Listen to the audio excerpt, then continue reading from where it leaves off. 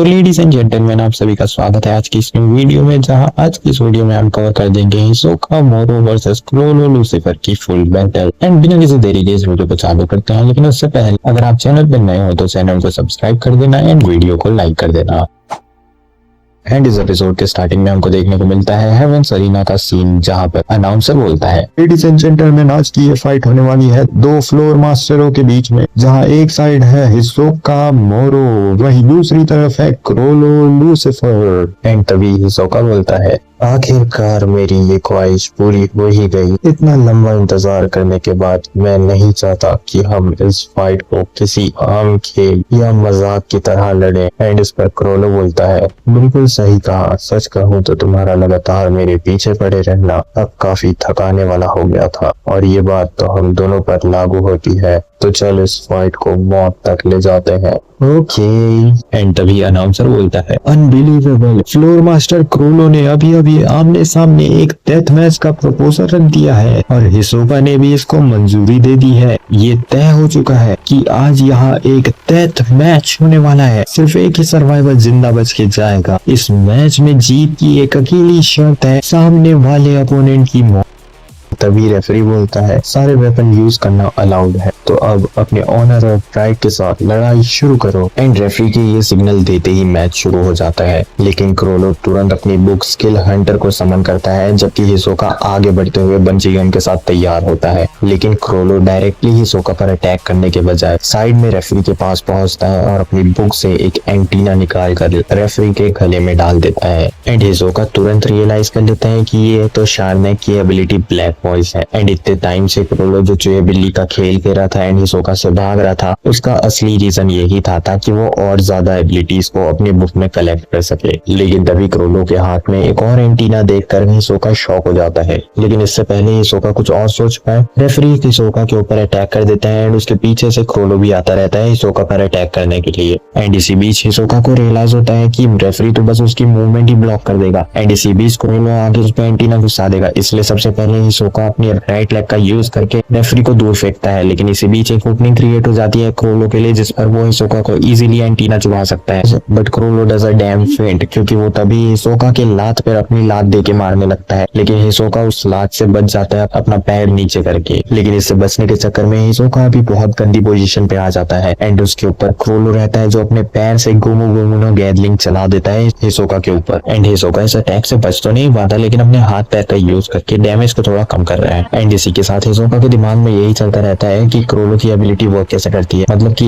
क्रोलो के पास एक ही फोन है, तो इसका मतलब एक ही पर्सन को क्रोलो को टेक्निकली कंट्रोल करना लेना चाहिए। लेकिन उसके पास एंटीना 2 है, तो इसका मतलब ये भी हो सकता है कि वो किसी और पर्सन को भी कंट्रोल कर सकता है। एंड हिसोका एक पॉसिबिलिटी सोचता है कि अगर हिसोका जाकर वो रेफरी में जो एंटीना लगा है उसको तोड़ देता है, तो क्रोलो का रेफरी के ऊपर से कंट्रोल चला जाएगा। लेकिन क्या होगा, क्रोलो सिर्फ एक ही कमांड दे सकता है एंड क्रोलो हिसोका भी ये करने का वेट कर रहा हो। लेकिन हिसोका को कुछ तो करना पड़ेगा, इसलिए वो अपनी ability bungee gun max speed contract का यूज करके रेफरी को ही सीधा खींच के इधर आता है। एंड क्रोलो भी ये देख लेता है। एंड इससे पहले हिसोका इस फोर्स से हिट होता है, हिसोका अपनी स्पीड का यूज करके आगे बढ़ जाता है एंड क्रोलो भी इसके अटैक को डॉज कर लेता है। एंड रेफरी भी घूमता फिरता आगे जाता रहता है, लेकिन अपने आप को संभाल कर वापस से हिसोका की तरफ बढ़ने लग जाता है। एंड इसी बीच हिसोका क्रोलो के इस प्लान को अप्रिशिएट भी करता है कि रेफरी को as a bait and shield की तरह यूज करता है। जैसे इसको चार्ज मिला क्रोलो को, वो हिसोका के अंदर एक एंटीना चुका देगा। एकदम पावरफुल बैटल टैक्टिक है भाई ये तो। एंड क्रोलो की एबिलिटी दिखाने का सिर्फ एक ही रीजन है कि हिसोका को वो बता रहा है कि मैं तुझे इंस्टेंटली मार सकता हूँ, क्योंकि जैसे ही एक बार एंटीना हिसोका को छूट गया, हिसोका का गेम वहीं खत्म हो जाएगा। एंड ये सोचने के बाद हिसोका टर्न ऑन हो जाता है एंड बोलता है कि मैं पूरे दिल से तुम्हारा ये चैलेंज एक्सेप्ट करता हूँ। एंड उसके बाद हिसोका अपना एक कार्ड निकाल कर रेफरी को बीच में से काट देता है। लेकिन तभी रेफरी की बॉडी बीच में से एक्सप्लोड होना चालू हो जाती है। हिसोका तुरंत बंजी गन का यूज करके वहां से निकल जाता है एंड इसी के साथ रेफरी की बॉडी एक्सप्लोड हो जाती है। एंड क्राउड में भी सब लोग यही सोच रहे हैं कि गया क्या वो। एंड रेफरी जैसे ही गिरता रहता है, उसके पीछे से ही क्रोलो एकदम बैडेस्ट वे में निकल कर बोलता है, the sun and moon. And तभी हिसोका भी नोटिस करता है कि भाई उसमें बुक उसके हाथों में तो उसकी बुक ही नहीं है। एंड तभी क्रोलो एक्सप्लेन करता है कि भाई the sun and moon ability जैसे दिख रही है बिल्कुल वैसी ही है भाई। एंड क्रोलो आगे एक्सप्लेन करके बताता है कि क्रोलो अपने लेफ्ट हैंड का यूज करके सन की सील लगा सकता है एंड राइट हैंड का यूज करके मून की सील लगा सकता है। एंड जब ये दोनों सील एक दूसरे से टच होती है तो एक एक्सप्लोजन हो जाता है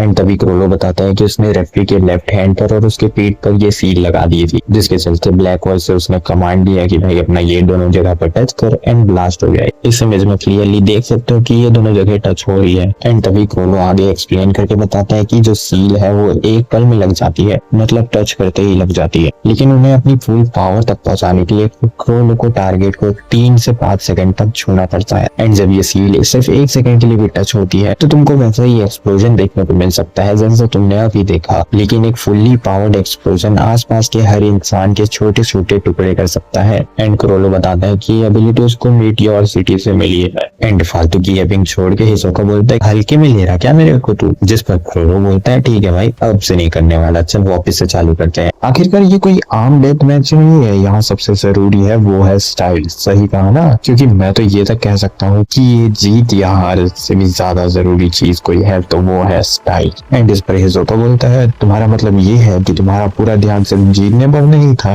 अरे यार ये बोलकर तुमने मेरा मूड ऑफ कर दिया। एंड इस पर क्रोलो बोलता है मेरा जीतने का इरादा तो पहले से था, ये ले बीसी मेरी न्यू एबिलिटी, इसके बारे में जान, डबल फेस। जैसा कि मैंने तेरे को अभी दिखाया, ये बुकमार्क मुझे किसी भी एबिलिटी को एक्टिवेट करने की इजाजत देती है, चाहे मेरी बुक बंद भी क्यों ना हो। जहाँ ये प्लेस होगी उस पेज की एबिलिटी मैं यूज कर पाऊंगा। इसके अलावा मैं उस एबिलिटी को भी यूज कर सकता हूँ जिस पेज पर मेरी बुक खुली है। एंड हिसोका इज लाइक कि हाँ ये सब तो होती रहेगी लेकिन लड़ लेते हैं ना भाई हम लोग पहले। एंड ये बोलने के बाद खूब बकवास बोलने लग जाता है हिसोका कि भाई तेरी एबिलिटी तो तूने डबल फेस बोला लेकिन ये तो 3 एबिलिटी हो गए। एंड कैसे ये मैं बता देता हूँ। देखो सबसे पहले बुक मार्क इटसेल्फ एक एबिलिटी हो गई। एंड उसके बाद बुक मार्क जिस पेज पर प्लेस होगी वो एबिलिटी क्रोलो यूज कर सकता है तो 2 एबिलिटी हो गई। एंड उसके बाद क्रोलो पन्ने पलटा कर एक और एबिलिटी यूज कर सकता है तो टेक्निकली 3 एबिलिटी यूज कर रहा है क्रोलो। जिस पर क्रोलो भी एक्सप्लेनेशन देके बोलता है भाई ऐसा नहीं है, ये 3 तो हो गई तो ऐसा मान के अगर मेरे पास जो एबिलिटी है मेरी स्किल हंटर यानी वो बुक की बात कर रहा है अपनी, उसको भी तो एक एबिलिटी मान ले तो मैं 4 एबिलिटी यूज कर रहा हूँ। भाई चिढ़ा रहा है यार ये क्रोलो इसको सीधा इस पॉइंट पे। एंड इसके बाद क्रोलो जल्दी लेट करके अपने एबिलिटी का एक और बार एक्सप्लेनेशन देता है कि भाई बुकमार्क एक ऐसी एबिलिटी है जिससे क्रोलो 2 स्टोलन एबिलिटी एक समय पर यूज कर सकता है। एंड ऐसा सिर्फ एक ही बुकमार्क एग्जिस्ट करता है। एंड इन एबिलिटीज को एक साथ कंबाइन कर पाने की पॉसिबिलिटी बहुत ज्यादा पावरफुल है। हालांकि इस बुकमार्क का असली मकसद पहले वाला ही था, मींस 2 स्टोलन एबिलिटी को एक साथ यूज कर पाना। एंड क्रोलो बताता है कि नॉर्मली उसकी स्किल हंटर एबिलिटी को यूज करने के लिए उसे अपने राइट हैंड पे बुक को ओपन करना पड़ता है, लेकिन ऐसी एबिलिटीज चुराने के बाद जिनमें क्रोलो को दोनों हाथों का यूज करना पड़ता है, क्रोलो को उन एबिलिटीज को यूज करने के लिए कुछ चेंजेस करने पड़े। एंड इसी वजह से क्रोलो के पास अब कुछ नई और परेशान करने वाली लिमिटेशंस भी आ गई है। लेकिन दोनों हाथों का फ्री होना एबिलिटीज को यूज करते वक्त क्रोलो की हैंड टू हैंड कॉम्बैट को और भी बेहतर बना देता है।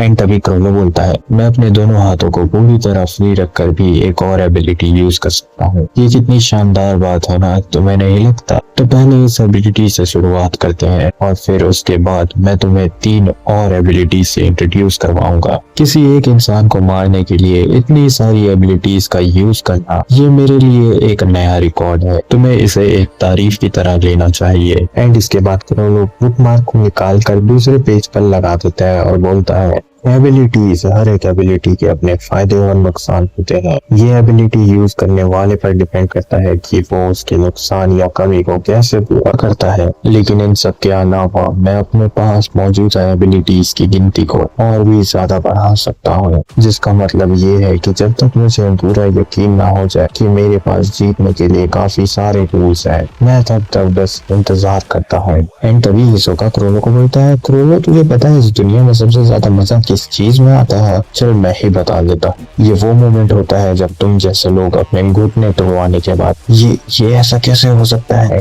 ये कहकर मेरे सामने गिर गिराते को। एंड इस पर क्रोलो बोलता है तो चल ठीक है भाई, अब एबिलिटीज का यूज करते हुए ये डिसाइड कर लेते हैं कि कौन जीतेगा। एंड इसके बाद क्रोलो बोलता है order strap, proof of humanity. शार्लमार की एबिलिटी ब्लैक वॉइस एक ऐसी एबिलिटी है जो लोगों को कंट्रोल करती है, जबकि ये एक ऐसी एबिलिटी है जो पॉपेट्स को कंट्रोल करती है। हालांकि ब्लैक वॉइस के सेल फोन से किसी इंसान की मर्जी बदल पाना यकीनन फायदेमंद है, लेकिन ज्यादातर ये सिर्फ 2 ही लोगों को कंट्रोल कर सकता है। लेकिन ये स्टैम बहुत बड़ी तादाद में ह्यूमंस को कंट्रोल कर सकता है। अफसोस की बात है कि मैं इन्हें ज्यादा कॉम्प्लेक्स ऑर्डर नहीं दे सकता। एंड तभी हिसोका अपने मन में बोलता है कि जैसा कि मैंने सोच रखा था कि क्रोलो की स्ट्रेटेजी उसे सेल फोन से खत्म करने के आसपास ही घूम रही है, लेकिन अभी भी मुझे समझ नहीं आ रहा अभी तक कि उसके एक्सप्लेनेशन के हिसाब से वो एक ही टाइम पर लोगों और पॉकेट्स दोनों को एक साथ कंट्रोल नहीं कर पाएगा। लेकिन इसका मतलब ये भी हो सकता है तो उसके पास अभी भी कोई और एबिलिटी बची है। एंड तभी क्रोलो दिखाता है कि अगर वो पेज पलटाता है तो उसकी एबिलिटी डीएक्टिवेट हो जाती है। उसके बाद वो पेज पर बुक मार्क को प्लेस कर देता है। एंड इसके बाद क्रोलो हिसोका को बोलता है तो ये एबिलिटी तो तुझे जानी पहचानी लगनी चाहिए। एंड इसके बाद क्रोलो बोलता है gallery fake divine left hand demonic right hand. And ये बोलने के बाद क्रोलो अपना लेफ्ट हैंड को टच करता है रेफरी से एंड राइट हैंड से उसकी एग्जैक्ट कॉपी बना लेता है। एंड तभी क्रोलो बोलता है इंसान कितने अजीब और मिस्टीरियस होते हैं, लेकिन मेरी नजरिए से देखा जाए तो एक लाश और एक पपेट में कोई फर्क नहीं होता है। दोनों ही बस बिना हरकत करने वाले जिस्म होते हैं। लेकिन ऑर्डर स्टैम्प के रियल ओनर के लिए इन दोनों के बीच का फर्क बहुत बड़ा था, क्योंकि वो किसी लाश में जान नहीं फूंक सकता था, लेकिन वो एक पपेट कॉपी को जिंदा करके चला सकता था। एंड ये बोलकर क्रोलो वो स्टैम्प उस पपेट के ऊपर लगा देता है जो उसने गैलरी फेक से बनाया था। उसके बाद क्रोलो ऑर्डर देता है उस पपेट को कि खड़े हो जाओ करके, एंड वो पपेट खड़ा होने लगता है। उसके बाद क्रोलो बोलता है ब्रेक हिसोका, एंड वो पपेट हिसोका की तरफ जाने लगता है। एंड तभी क्रोलो इस एबिलिटी की एक तरह से ड्रॉबैक बताने लग जाता है कि अगर इंस्टेड ऑफ ब्रेक हिसोका करके जैसा उसने अभी ऑर्डर दिया उसकी जगह वन करके वो अगर ऑर्डर देता पपेट को, तो जो उस पपेट जैसे रियल इंसान से बना है उसकी असली पर्सनैलिटी और उसका जो नेचर है वो इन ऑर्डर्स को इन्फ्लुएंस कर सकता है। एंड ऐसा भी हो सकता है कि वो ये ऑर्डर पूरा करने के लिए बहुत ही बेकार तरीका चुने, या फिर अपने जिंदगी में ये 24 घंटे के लिए रहती है तो उस 24 घंटे में से किसी भी 6 घंटे 7 घंटे बाद सोचता है कि हाँ भाई अब मैं ये ऑर्डर फॉलो करूंगा, अब जाऊंगा मैं हिसोका को मारने के लिए। And in the worst case scenario ये भी हो सकता है कि जो पपेट है वो अपनी जगह पर फ्रीज हो जाए पूरा का पूरा एंड ऑर्डर्स को मानने से ही मना कर दे। एंड जब क्रोलो ऑर्डर देते वक्त ब्रेक वर्ड का यूज करता है इंस्टेड ऑफ, तो समहाउ ये पपेट्स वो ऑर्डर को तुरंत फॉलो करने लगते हैं एंड किसी भी एबिलिटी के प्रीवियस ओनर से उन एबिलिटीज को ज्यादा अच्छे से यूज करना और साथ ही उस एबिलिटीज को पूरी तरीके से अपना बना लेना, यही तो स्किल हंटर का असली थ्रिल है। एंड तभी हम देखते हैं हिसोका को जो उस पपेट रेफरी का गर्दन पकड़ के बूम अलग ही कर देता है सीधा। एंड तभी क्रोलो बोलता है सही किया, सर को अलग कर देने से पपेट रुक जाता है और वो स्टैम्प भी गायब हो जाता है। एंड तभी हिसोका बोलता है तो तेरी लास्ट एबिलिटी कौन सी है। एंड इसके बाद क्रोलो पेज पलटाने लगता है जिससे उसकी गैलरी फेक वाली एबिलिटी डीएक्टिवेट होने लगती है। इसके बाद क्रोलो कन्वर्ट हैंड ट्रांसफर स्टूडेंट वाली एबिलिटी के बारे में बताता है कि जब मैं अपने राइट हैंड से किसी टारगेट को छूता हूँ तो वो बिल्कुल मेरे जैसे दिखने लग जाता है, और जब मैं अपने लेफ्ट हैंड का यूज करके किसी टारगेट को छूता हूँ तो मैं उस टारगेट जैसा दिखने लगता हूँ। अगर मैं एक ही टाइम पर अपने दोनों हाथों से किसी को छूता हूँ तो हम दोनों तुरंत एक दूसरे की अपीयरेंस स्वैप कर लेते हैं। एंड जाहिर सी बात है सिर्फ हमारी अपीयरेंस ही स्वैप होती है, हमारी पर्सनैलिटी और एबिलिटीज पहले जैसे ही रहती है। और वैसे भी मुझे लगता है कि ये पहचानना काफी आसान होगा कि असली मैं कौन हूँ। आखिरकार ये निशान अभी भी मेरे हाथों की हथेलियों पर बने रहेंगे। एंड तभी हिसोका अपने मन में सोचता है क्या इसका मतलब ये है कि वो गैलरी फेक का यूज करके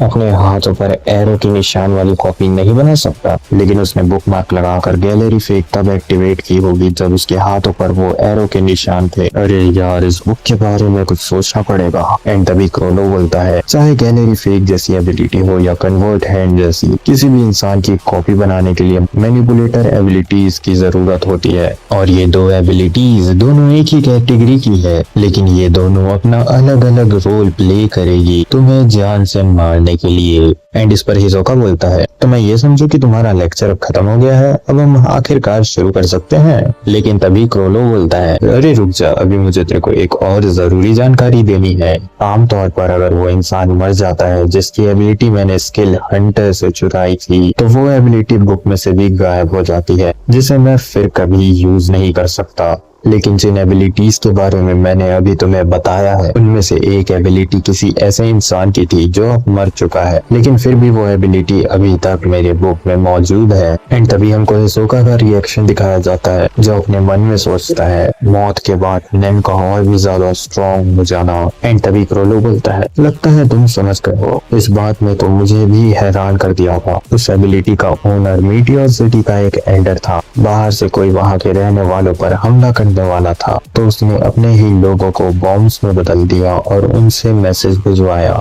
एंड ऑर्डर स्टैम्प के ओनर से अलग एल्डर के लिए इंसानों और पपेट्स में ज्यादा कुछ फर्क नहीं था। खैर मेरे लिए भी इनमें कोई फर्क नहीं है और तुम पहले से ही अंदाजा लगा सकते हो है ना कि मैं क्या कहने की कोशिश कर रहा हूँ। जिस पर हिसोका बोलता है हाँ यस, सन एंड मून एक बार जब सील लगा दी जाती है तो वो कभी गायब नहीं होगी। एंड इस पर क्रोलो बोलता है बिल्कुल सही, इससे कोई फर्क नहीं पड़ता कि बुक खुली है या बंद हो, वो सील्स तब तक वहाँ रहेगी जब तक एक्सप्लोजन ना हो जाए, जब तक वो फट नहीं जाते। एंड हिसोका अपने मन में बोलता है ये तो बहुत ज्यादा परेशान करने वाली एबिलिटी हो सकती है। तभी क्रोलो बोलता है इसी के साथ मेरा एक्सप्लेनेशन पूरा होता है, इसे ताने के तौर पर मत लेना, लेकिन मेरा यकीन मान कि जब मैं कहता हूँ कि मेरी जीत होने वाली है तो इसका मतलब मेरी जीत 100% पक्की होती है। इसी के साथ क्रोलो बोलता है कि तो अभी भी लड़ने के लिए तैयार है, जिस पर हिसोका बोलता है ready as ever bitch. And इसी के साथ क्रोलो एक और बार बुक मार्क को दूसरे पेज पर लगाता है और ऑडियंस के बीच में कूद जाता है। तभी क्रोलो ब्लैक वॉइस का यूज करता है एंड हिसोका उसके पीछे बंजी गम का यूज करके आता है।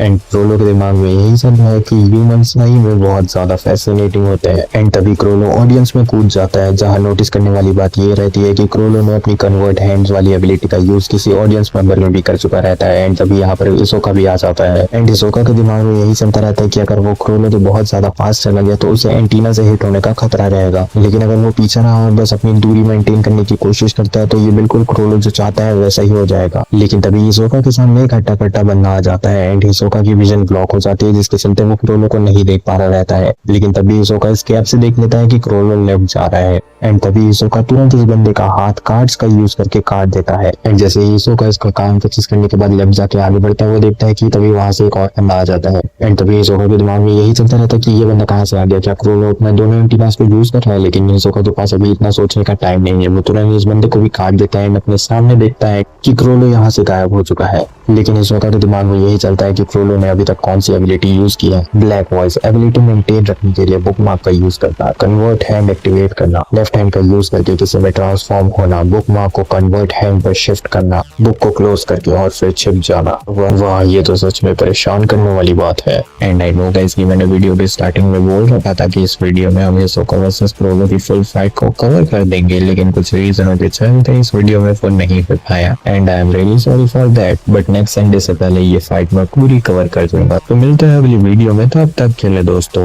Bye bye.